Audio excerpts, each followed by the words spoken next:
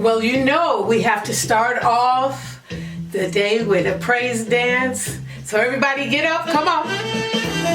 Get up and let's just get our praise dancing on.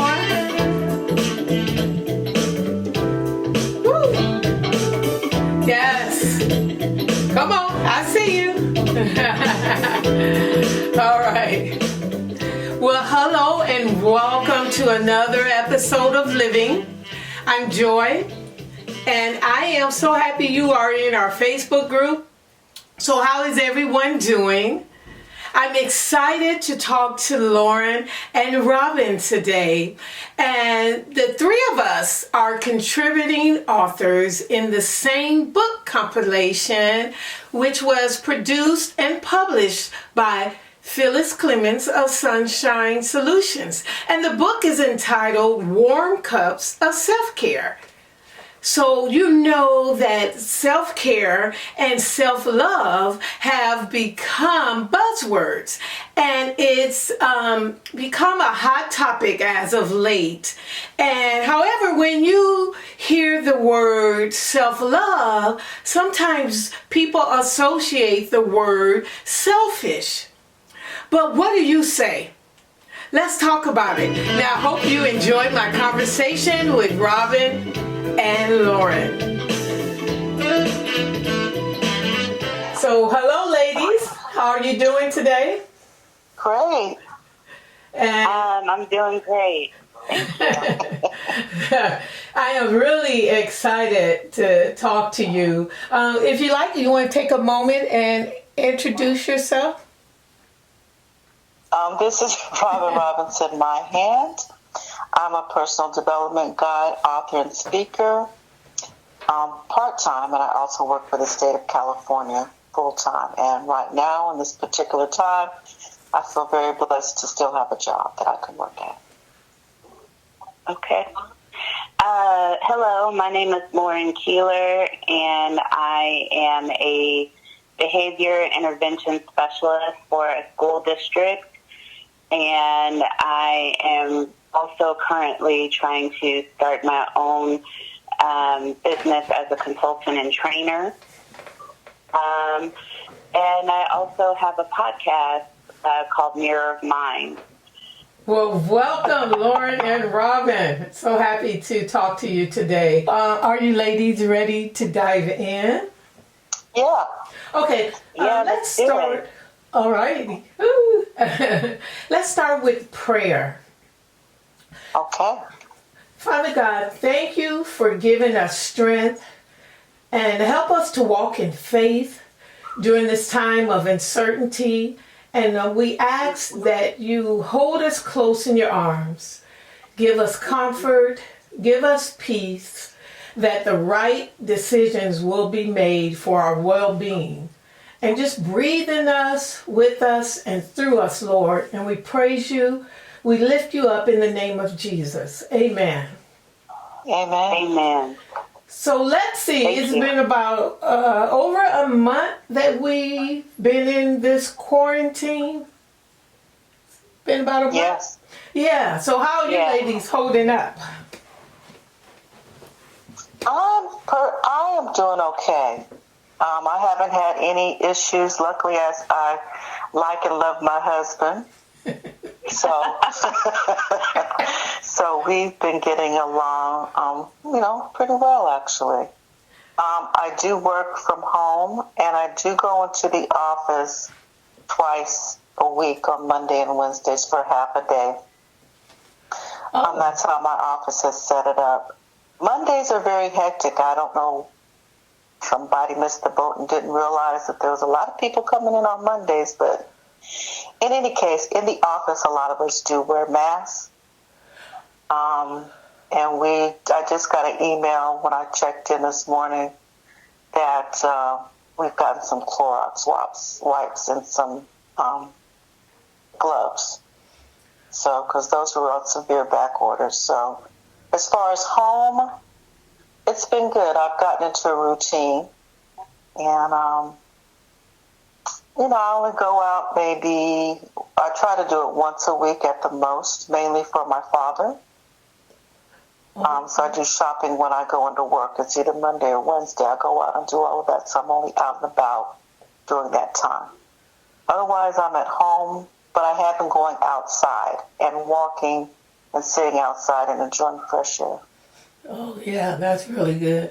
I love what you said about you and your husband getting along, because I told my husband that, I said, if we survive this self-quarantine, then we're good. I think it's going to be interesting to see what happens with people's relationships after this. Yeah. Well, I know some of my close friends, they're not doing too well with their partners during the quarantine. So I think a lot of things that are like problems within like relationships or even in your life, we have the busyness of work and other activities to kind of push those to the side. And so now all of that is, at the forefront. And so it's kind of just, it's a great way for you to kind of reevaluate things and do the work or the maintenance to keep things up. Yeah. And that's mentally, emotionally, physically, financially, all of that. It's kind of an opportunity for all of us to sit still and reflect. Yes. Oh, I agree 100%. I hope that people get something out of this. Yes. And realize that the norm that we knew before, say in February, doesn't exist anymore. That's right. Right. I don't foresee it going back. And then we have to decide what things were really important. Yes. Yeah. Because we're doing without a lot of things, so were they really all that important? There's some things I think that are very, very important, and that's the socializing and the getting out. I really feel for the class of 2020. Yeah, me too. I was about to say, yeah. I really feel for them, because that's a lot of good memories and a lot of things that be lost. But I hear, they're trying to do different things via Zoom or just different ways of celebrating in some kind of a way. Yeah. And they also had to deal with the aftermath of September 11th, I think, too, or that generation. That's true. Yeah. So they definitely, this is going to impact the rest of their lives. That's right. Yeah. That's, I hadn't thought about that, Lauren, because you look at the time span. Yeah, a lot of them are having to deal with some double whammies. That's right. Yeah. I only recognized it because people were bringing it up on social media. Mm-hmm. And I was like, oh, yeah, that's right. And then working in school, I was looking forward to chaperoning at the prom and attending graduation for some of my students and being a part of their transition, because I've known them the last 4 years, so I've seen them grow up into adults, and it just makes me really sad to think that I didn't get to give them the send-off I wanted to give them. Yeah, your senior trip, all of that. Oh, the parties. Yeah, the senior trip. Yeah. Those are things that are great memories. They are. And I think a lot of us just took it for granted. Yep. That's a rite of passage, you do that, but it's like, that's not always promised. That's right. I know. I remember all of those things, even at 30, 35. I remember my senior trip, both junior and senior prom, and graduation, and all of the excitement, family flying in. Yes. My family came from out of state for my high school graduation. Oh, that's wonderful. Yeah. It was a lot of people are college graduates too. Like, that's a big moment in life. It is. It's a huge accomplishment, and one that should be celebrated. And What can you say? Your celebrations are going to be very, very, very different. Yeah, the team sports, like my son was homecoming. He played football, and he was homecoming prince, and, all that stuff. And I got to escort him out on the field. So I think about my grandson who can't play his team sports right now.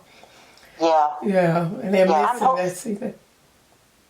I'm hopeful that they'll at least kind of do some type of ceremony to acknowledge. I know that someone had tweeted to President Obama that he should give a commencement speech to all of the graduates of 2020. And I think that would be marvelous. If he could do something like that, and it would be really meaningful. Yeah, that would be really good. The young people. Yeah, because I've always enjoyed listening to him. Yeah. And he's always delivered such a powerful and, uplifting message. So I think that would be great if that could be done. Yeah. I thought at this time I would have more cabin fever, but you know what? This has kind of been a really good time of enlightenment and reflection for me. Yeah, I've been reading a lot and developing tools and resources, including journals and workbooks and note cards and just all kinds of stuff. Oh, wow, look at you.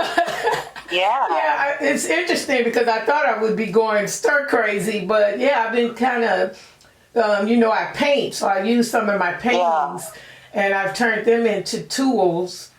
And I've also did a couple workbooks, and I wrote a couple programs, so I'm excited and can't wait to get them all finished and published. Oh, that's great. Wow. That is fantastic.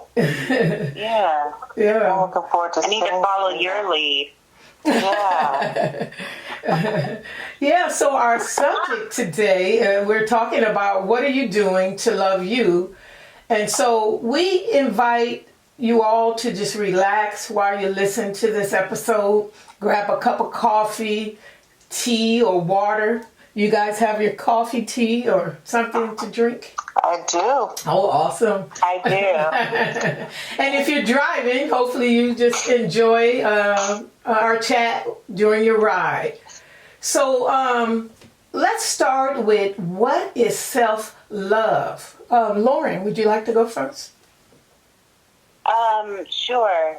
I think for me, my journey of self-love has been learning to love and embrace all parts of myself, even the ones that I don't particularly like seeing. So, like the parts of me that may have like fear and doubt and negative thoughts and feelings, and just really embracing who I am on the inside and out, and taking an opportunity to learn and grow from each life experience that I have, and embracing, me along the way. So, like, being a friend to myself, saying things to myself that I would say to others to, like, pick them up and make them feel better.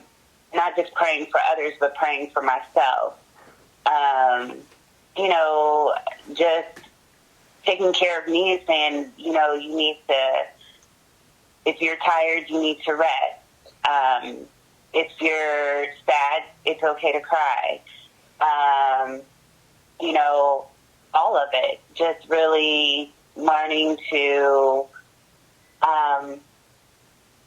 almost be kind of like a nurturer. So I've learned to kind of, the times where I'm maybe down or having a hard day, kind of treat myself like I would one of my students who's having a hard day, and be empathetic and nurturing and uplifting, rather than saying, like, get it together. You don't need to deal with this, and, you're a grown woman, rather than beating myself up. Just learning to embrace all parts of me, if that makes sense. That's good. Yes.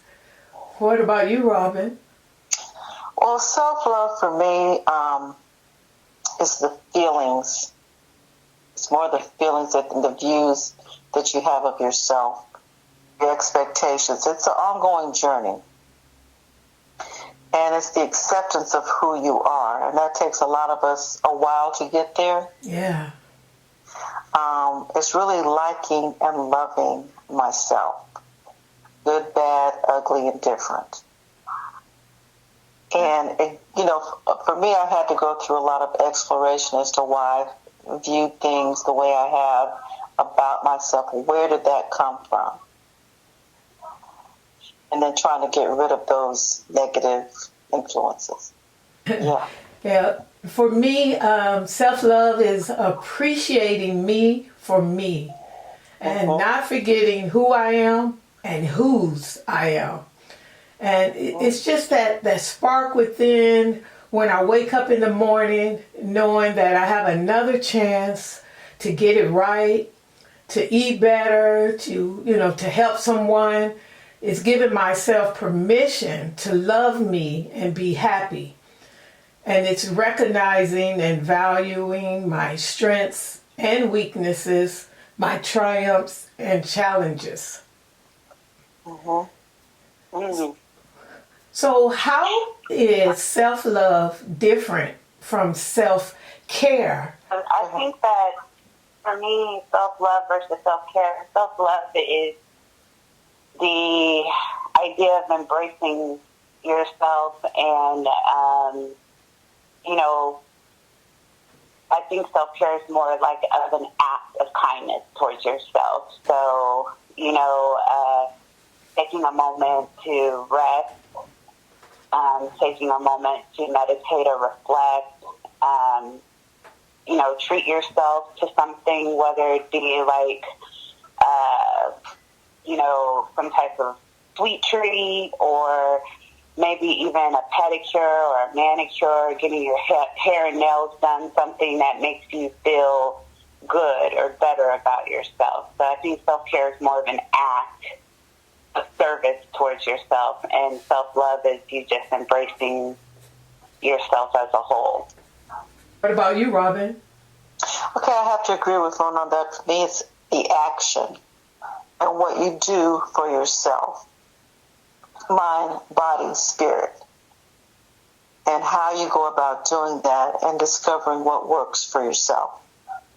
Because it's not a one-size-fits-all. Just like we're very different, the way we may go about taking care of ourselves, it will be very different. For me, I need more calming things. I know some people whose self-care is to go out and run for miles. That ain't me. Okay? Me neither. Yeah, I'm like, go for it. Woohoo! You feel better? Great. I know someone who enjoys boxing. So they're more physical. Mine is more mental and spiritual. Yeah. Okay, but it's everybody has to figure out what works for them. And if it doesn't feel good, don't do it. There's not one way to do this. But it's not something that's practiced by most people. Right. Like if you ask someone to talk positively about themselves, they're seen as arrogant and self-absorbed, but it's okay to talk highly of someone else. That's right. But the thing is, like, if we don't get that positive feedback from other people, we don't see ourselves as valuable and worthy. Right. Right.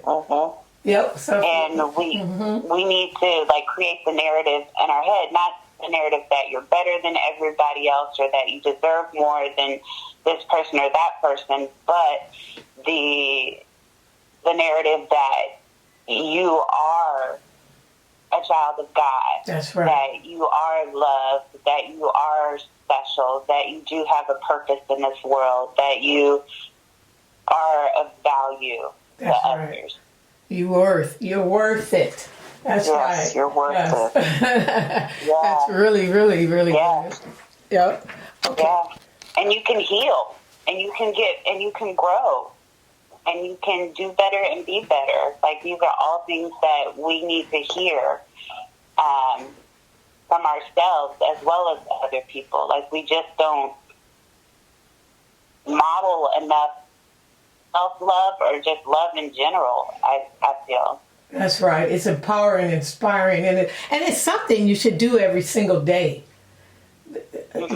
Yeah. Right. But, I agree with Lauren 100%. We don't model it, and a lot of us don't model it because we've never been shown it. As women, we've been told to take care of everybody else. That's right. Yeah. So it's a conditioning. Oh, and that's so really we're good. talking about, even though it's out there, it's talked about, a lot of people don't know how to do it because it never was modeled for them. Yep. Mm-hmm. Yep. Yep. So it's always been, for a lot of people, it's been about just surviving. Yeah. And I touched on that in my part of the book. I basically touched on the fact that, like, I never saw my mom or my grandmother engage in much self-care other than them maybe going to a hair appointment or a nail appointment, but no, like, I'm going to take some time to rest, or I'm going to go on a trip by myself, or I'm going to go, get a massage. Right. I never saw any of that. I always saw them doing for other people and being available to other people. And I ended up becoming that same type of woman. Yeah. Always doing for others, always being available to others, even if I was sick, even if I was tired, even if it was an inconvenience. I was, always there to show up. Like, I'm just now learning how to say no. No is a complete sentence. Yes, it is. Yes. Yeah, I talk about some of that in my chapter as well. I talk about how we need, look at it as maintenance. That's right. Because if you don't take care of something, what does it do? It breaks down. That's right. The breakdown can be what? Emotional, physical, spiritual. Yep. Sometimes all at once. Yeah, sometimes all at once it comes crashing down. So, I know within my family, I've always seen the women in my family be the caretakers, doing everything for everybody, maintaining the house, working, the whole bit. Yeah. And my mother just told me, I didn't realize this, that in the great influenza outbreak, I don't remember what years it was, but so it would be my great grandmother passed away because she was taking care of other people who had the flu, and she got it herself and passed away. Oh, my goodness. Wow. Yeah, and so I was like, wow. So it kind of jolted me because I've been doing a lot for my father. So what I've done now is I've had to cut back and figure out ways to work that so that I'm not wearing myself out. That's so good. Thank God for DoorDash. Oh my goodness. Won't he do it? Sure will. That DoorDash. Oh my God. I had Postmates myself yesterday. I signed up for Grubhub, DoorDash, and Postmates. I signed up for all three of them. I didn't know about any of those things. Caviar. There's caviar too. I just started getting little advertisements for caviar, so I haven't signed up for them yet. I got to check them out. Oh, that's a new one. I don't know about that one. Yeah. Okay. And I'm like, yeah, okay, Daddy, what you want to eat? That is hilarious. So that's how. Thank goodness for those services. Yes. And the restaurants that are still open to help provide our nourishment that we need. I know. It's funny because... Thank you so much. Yeah. Yeah, I went by, my son wanted Togos the other day. So I said, oh, I'll give you a ride. Because, these millennials, they crack me up. If it's not Lyft or Uber or DoorDash or whatever, So I was like, oh, don't worry about it. I'll give you a ride. Save you a couple of dollars, We go up there. And on the door, it was like, oh, you need to order from DoorDash. And I was like, oh, okay. So we went back home and he ordered from DoorDash. I thought, okay, so what do I know? Yeah, girl, just sit home and let them bring it to you. Yeah.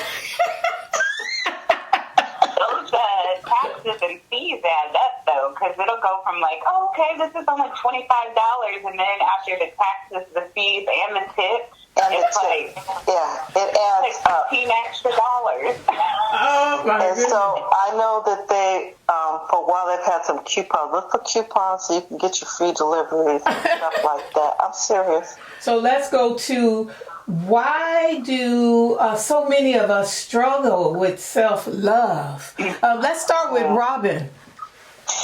I think a lot of us struggle with it because of the messages that we receive, and it's in our subconscious. And so sometimes you don't even know where it comes from. You have to dig deep and find out why is it that you're not doing certain things. I'll give you an example of an experience that I had. For the longest time, I didn't like talking in front of other people. And it was actually a coaching session. It was a group coaching session, and I was asked, well, whose voice do you hear, or where did that come from? And I had to think about it. A lot of it came from, unfortunately, my father, and some of the things he said to me from my childhood. And so a lot of us are walking around with these tapes that play. Okay? And you don't even realize it, but it will stop you from doing certain things. But once you've identified it, so like that saying is, when you know better, you do better, then it becomes on you and coming upon you to work through that. And that's what I've been doing and I've had to do. So a lot of it is unconscious because it's come from other places. It's the media. Yeah. There's a lot of body shaming. You're supposed to look this way. Your hair's supposed to be this way. For women, we get all of these mixed messages. And so, that's what I think a lot of it with the self-love is just, it affects our feelings and our views about ourselves. When you get those negative type messages and you don't get anything other than that. Or you get the love, for some reason, and this is just inherent in humans, we remember the negative. I don't know why that is. That seems to stick with us. Words do hurt. Yeah. What about you, Lauren? I'm totally on board with everything that Robin said about the unconscious, and through my work in self-discovery, I've kind of embraced that unconscious as little Lauren, and some of the messages that she received, especially being a little pretty dark black girl in Wichita, Kansas, in a predominantly white neighborhood. I was always having to apologize for the same behavior that my friends were engaging in, because I always had to be the best behaved to prove that I could go to their houses and be a part of all of the activities that would be normal.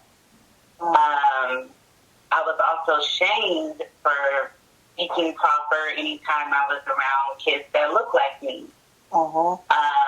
And told that I thought I was white. So I was always having to code switch. I was code switching very early on. And so I kind of learned to always be apologetic and accommodating and very aware of my behavior.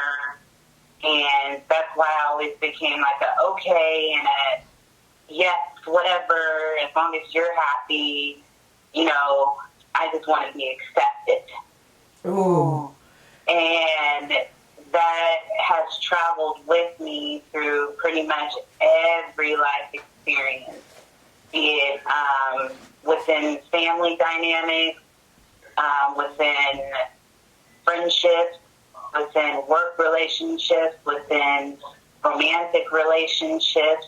That's always been playing in my mind. Mm-hmm. Little messages that you have to be accommodating, be accepting, be apologetic, always be the bigger person, always be the caretaker. And I saw my mom kind of spin her own version of that, and my grandmother spin her own version of that. And I think deep down it's culturally ingrained, especially in women of color, to, you know, that general message is kind of like relayed to you and becomes part of you.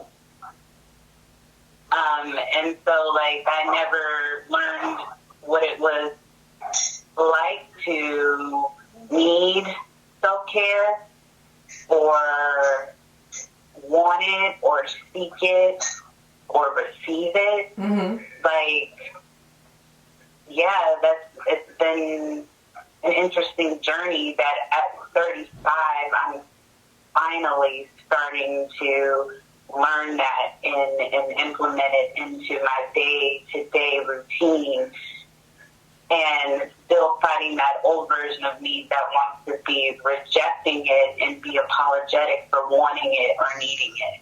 Wow. You know, the biggest thing that came to mind, Lauren, when you were speaking those words is you haven't given yourself permission for self-love. Mm-hmm. And that's why so many of us struggle with it, because we haven't given ourselves permission. Uh-huh. You know, yep. It's about what you tell yourself. Yep. And also, if you've been through abuse or trauma in the past, it's kind of hard to love yourself. Or if your parents didn't, it's kind of like what Robin was saying, didn't model self-love or self-respect. You know, how can you know what it looked like? Right. Yeah.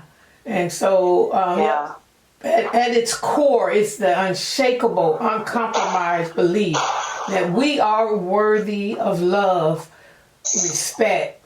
We're worthy of safety and belonging, regardless of, you know, our thoughts or our feelings of actions. So that was really good. So as we wrap up, do you guys have any closing thoughts to share? I just want to say thank you for this opportunity, first of all, and thank you for this conversation. It was wonderful. But I just want to take this opportunity to remind everyone that they are worthy of love and care from others, and they are worthy of love and care for themselves. So take this opportunity to start implementing that into your day-to-day routine at home, so by the time we go back out into this world, we can adjust and cope better than we would have before. Yeah. And stay safe. Wash your hands.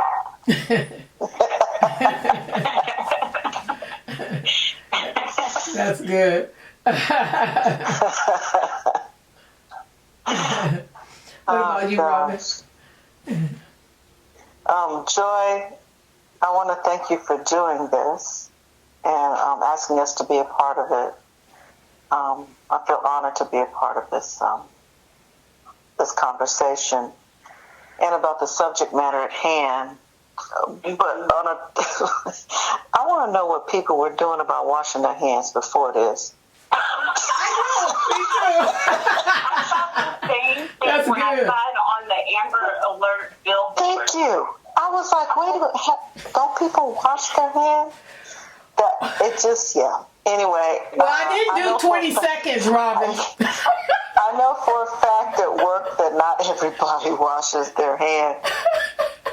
And that's sometimes why potlucks aren't the best thing.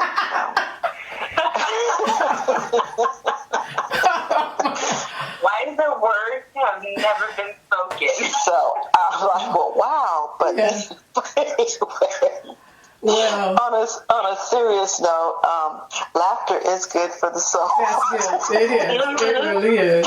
And I hope that people are finding time to do that, to laugh, to find things that spark joy for them.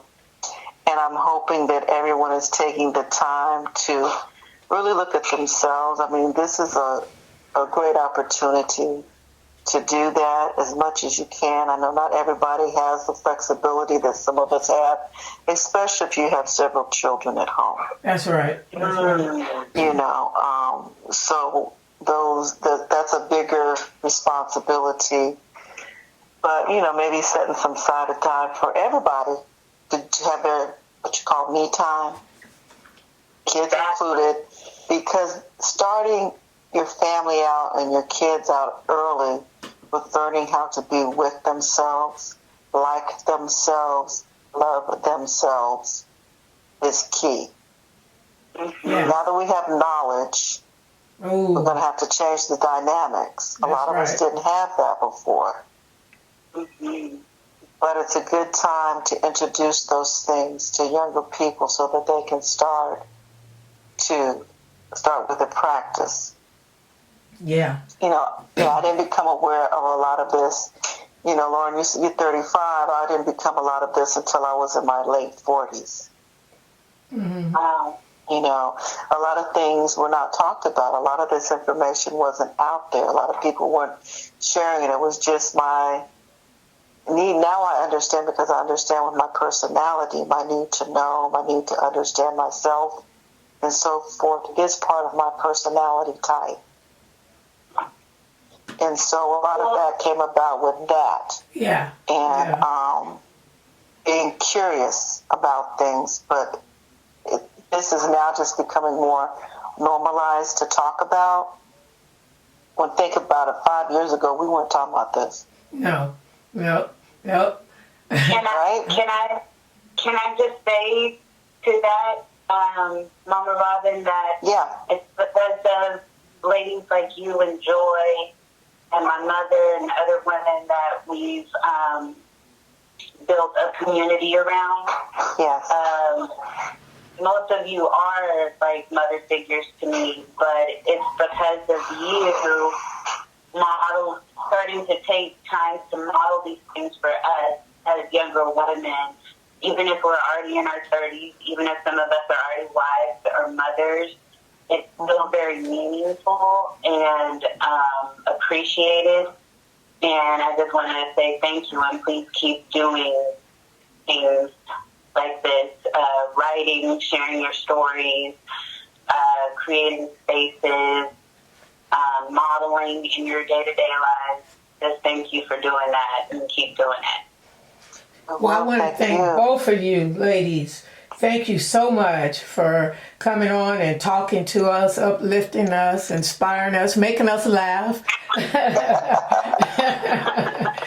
I really enjoyed it. I really enjoyed you guys. You know, it's really funny too. I was thinking about when we were getting ready to do this, and when you're looking at the thesaurus and you look at some synonyms for self-love, words like vain, vanity, you know, come up, arrogant, conceited, you know, egotistic. Yeah, those words come up. But when you look up the word love, the words come up like adoration, very strong liking, appreciation, devotion. So it's interesting. Yeah. So I was like, oh, wait. So if you talk to most coaches, they'll tell you that self-love should be a requirement. And yeah, and it's not wrong to love who you are. But I just thought that was interesting. I want to tell everybody, take time to feed your soul and water your dreams. Stay balanced and unwind and relax and just reflect during this time. And I'll see you guys, talk to you guys next time. Okay. Thank you. All right. Take care. Yes. Stay safe. Self-love at its core is the unshakable, uncompromising belief that we are worthy of love, respect, safety, and belonging, regardless of our thoughts or our feelings or our actions. It's not comparing ourselves to others. There's no end to the number of people who are more beautiful, more intelligent, or more creative than we are. Even if we catch up with them, there will always be people doing better.